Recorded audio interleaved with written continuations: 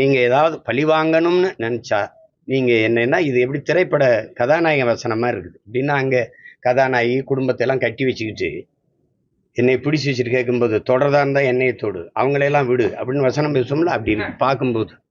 அது நல்ல அணுகுமுறை இல்லை. கேட்கும்போது அது எப்படி பெறும்?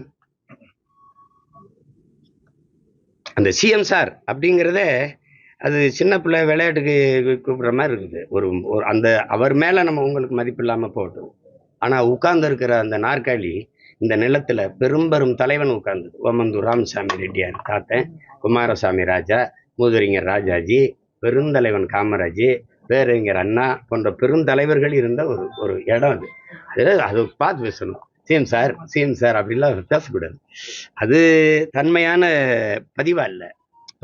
அது பார்க்கும்போது அந்த அந்த இறப்பை விட வலியா இருக்குது நமக்கு. அதுக்கு பின்னாடி நடக்கிற நிகழ்வுகள் இருக்குல்ல, அதை விட வேதனையை தருது. அதுதான் சங்கடங்களா இருக்குது. நம்ம இதை